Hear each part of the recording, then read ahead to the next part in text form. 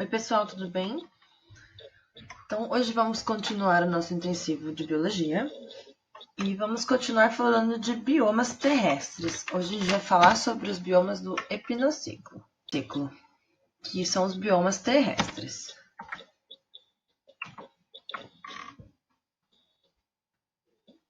O primeiro bioma que eu vou falar para vocês é da tundra. A tundra, esse bioma é originário do Círculo Polar Ártico e ele é localizado nessas regiões no mundo. A vegetação vai ser dominada por gramíneas. Vamos ter aí nesse bioma a ausência de árvores. Essas vegetações elas vão ter ciclos de vida muito curtos. E nesses períodos onde existe comida, a gente vai ter animais herbívoros que vão passar por que vão viver nesse bioma. A gente tem as renas, os lemíngues, os bois almiscarados e as lebres árticas. São exemplos de herbívoros da tundra. O inverno lá dura até 10 meses. Então, nesse período, não tem como sobreviver muita coisa, né? Muita coisa fica vivendo lá, porque é muito frio. Pra você ter uma ideia do frio que é lá no verão, a máxima de temperatura é no máximo 10 graus. Existe um fenômeno que acontece nesse bioma, que é o permafrost. O permafrost são pedaços do solo que se mantêm congelados o ano todo. Então, as áreas profundas do solo estão sempre congeladas. Então, o que acontece? Por estar congelada, vai impedir o crescimento de raízes profundas. Então, a gente não tem como ter árvore. Não tem como as árvores se fixar no solo. E aí, durante o verão, existe a formação de grandes poças e até alguns lagos. Por causa da falta de escoamento do solo, né? Então, ele forma grandes poças. Precipitação quase não tem nesse bioma. E os animais, aí por esses herbívoros que vêm comer as gramíneas, né? Que estão, quando no seu ciclo de vida elas estão aptas, né? Existe alimento, os animais herbívoros vão aparecer e, por consequência, alguns carnívoros vão aparecer também para se alimentar desses herbívoros. Esses animais da tundra, os carnívoros, todos os animais, né, da tundra, eles vão ter camadas de gordura bem espessas, né, no corpo para se proteger do frio, e os pelos também bem compridos para também se proteger do frio. E também vão apresentar uns pelos claros, né, brancos normalmente, para camuflagem. Serve para camuflagem no ambiente onde eles vivem. O próximo bioma é a taiga. A taiga ela também pode ser chamada de floresta boreal ou floresta de coníferas. Ele é o bioma mais extenso do mundo. Então, ele vai existir em mais lugares em extensão, né?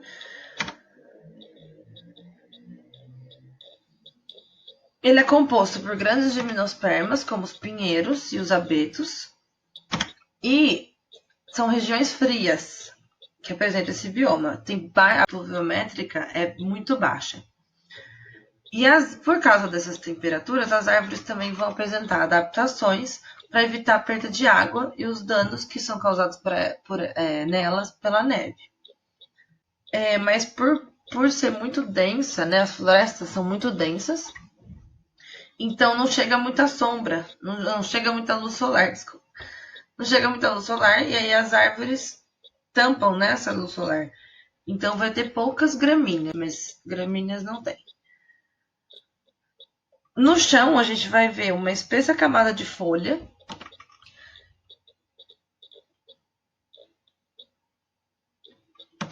que vai cair desses pinheiros, né?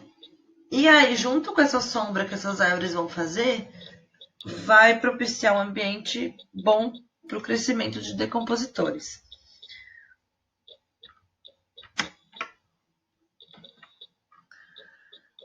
E os animais desse bioma também vão ter a hipoderme espessa e vão hibernar no inverno. Não todos, mas alguns. Ou eles migram ou eles hibernam. A fauna ela é composta tanto de animais que são da taiga mesmo, e também de animais que migram da tundra para a taiga na época do inverno.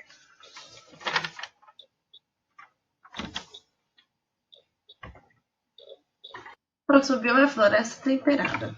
Ela também pode ser chamada de caducifólia, floresta caducifólia, e ela vai acontecer em lugares onde temos as 4 estações bem definidas.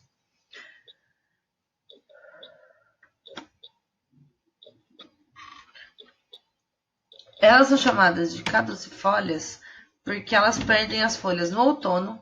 As árvores do bioma da floresta temperada, elas perdem as folhas no outono para elas conseguirem sobreviver no inverno, que é frio e seco.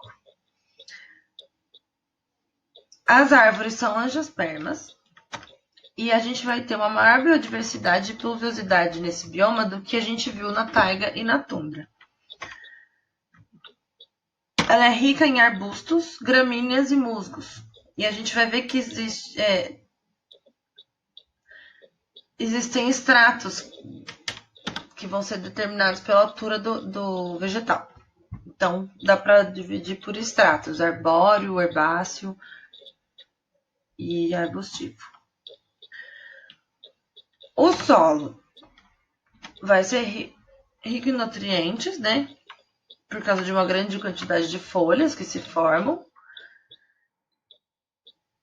no outono, porque as folhas todas caem, o solo se forma no outono, fica no outono no chão e essas folhas vão ficar lá até o final do inverno.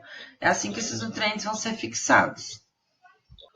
Os animais da floresta temperada, eles vão também migrar ou hibernar no inverno, porque o inverno é muito frio.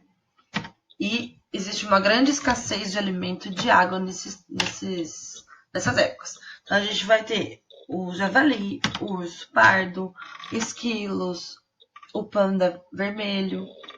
São animais que vivem na floresta temperada.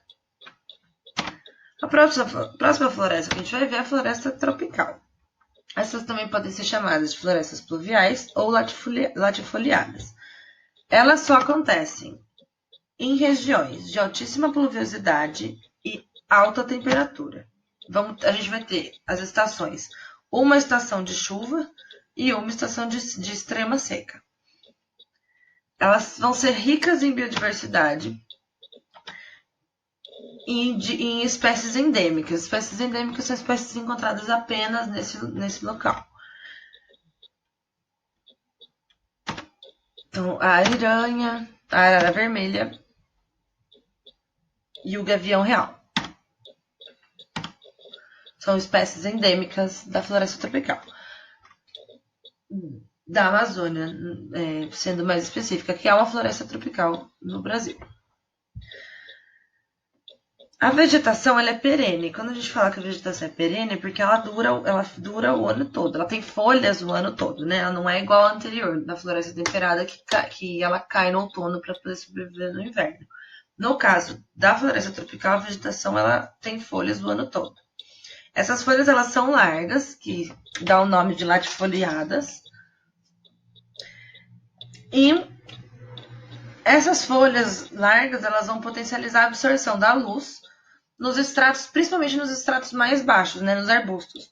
Por exemplo, nos arbustos das gramíneas, porque a densidade da floresta também ela proporciona pouca luz solar por causa da sombra que as árvores fazem. Então, dá para ver que existe a biodiversidade também de vegetação é muito alta.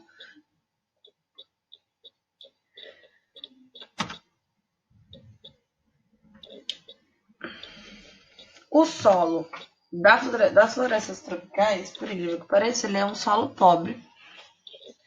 E o que acontece? É formada uma camada de matéria orgânica em cima do solo. uma camada de folha, restos de vegetal, animais mortos em decomposição, excrementos de animais. E essa matéria orgânica vai se decompondo muito rápido por causa da sombra das árvores e da umidade e também da temperatura muito alta. Então, isso a gente vai chamar de serrapilheira. Essa serrapilheira ela vai ser responsável pela nutrição da vegetação. Então, por causa disso, que o desmatamento em florestas tropicais é muito prejudicial, porque ele vai tornar esse solo infértil, vai tornar essas florestas inférteis. Porque sem as árvores, a água da chuva ela vai levar toda a camada de serrapilheira, toda essa camada nutritiva, e vai ficar apenas o solo pobre com a incidência do sol direto.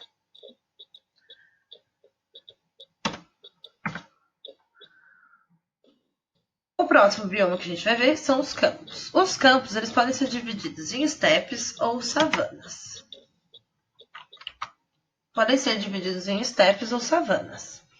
As estepes, os campos eles vão ser regiões não florestais, né? As estepes elas vão ter a predominância de gramíneas. Então a gente não vai ter árvore, né? Vai ter um período de seca grande. Existem grandes períodos de seca, muito vento, os dias são muito quentes e as noites são muito frias. Então, a biodiversidade nesse local também é muito baixa.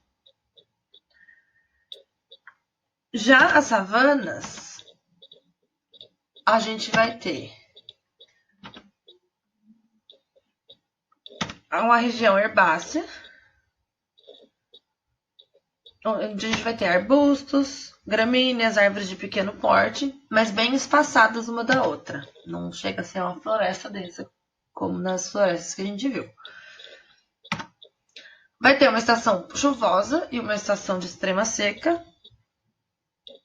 E aqui no Brasil, a gente vai ter os pampas brasileiros, eles são estepes, e os cerrados são savanas. É uma savana. O cerrado é uma savana.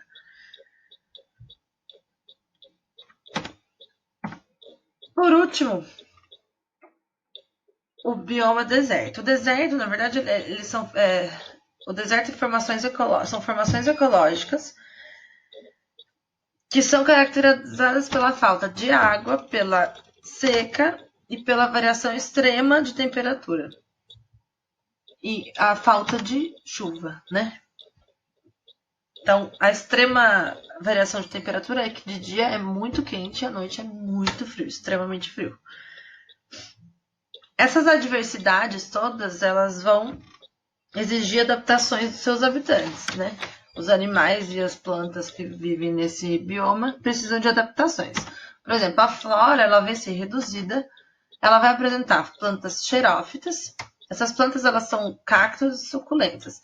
Elas possuem mecanismo de armazenamento de água. Então, por exemplo, os mecanismos que essas plantas possuem são raízes profundas, o tronco delas é modificado para poder armazenar água, as folhas são adaptadas em espinhos para evitar a predação e também minimizar a transpiração através da folha. A fauna, ela também vai ser especializada